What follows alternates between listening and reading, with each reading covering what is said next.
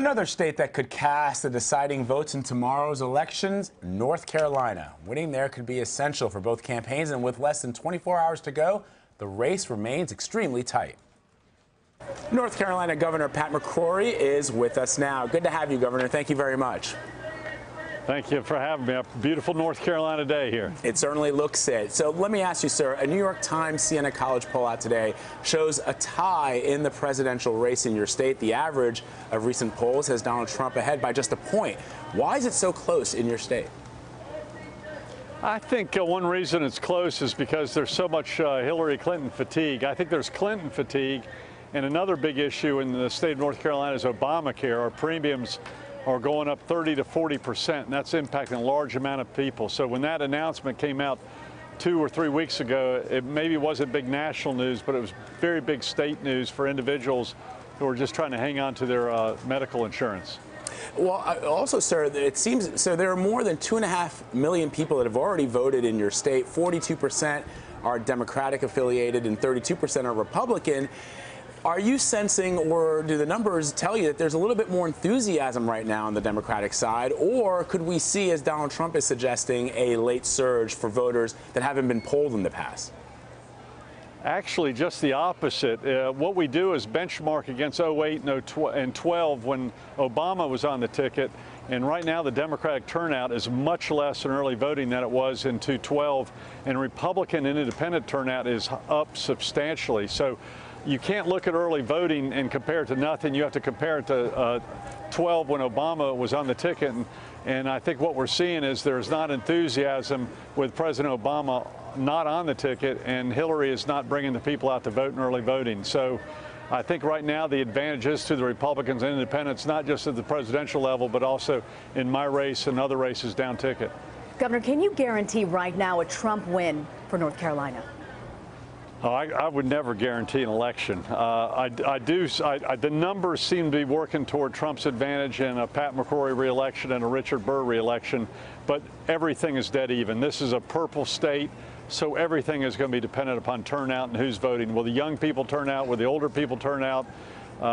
Everything is going to be about turnout and whose turnout is coming out to vote. But we're seeing a huge number of unaffiliated voters, and the question is, who are those unaffiliated voters supporting at the top of the ticket and other parts of the ticket? So it's going to be very interesting. But again, the early voting numbers are an advantage to the Republicans at this point in time. Governor, looking back now, hindsight, they say, is 2020. What could you and Republicans in the state have done differently to make the numbers more favorable for Donald Trump and also for your election as well?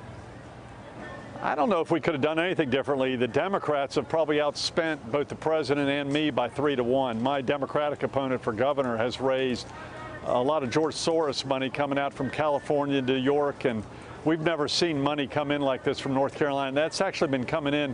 I've had commercials being run against me for 2 years now from outside organizations that we've never heard of. And in fact, I saw a commercial against me last night, and I decided to vote against me. Governor, I want to pivot to your own race. You're 1 point behind your Democratic contender, Roy Cooper. In this new poll from the New York Times and Siena College, you've actually made up for your support for the so-called bathroom bill, the HB2.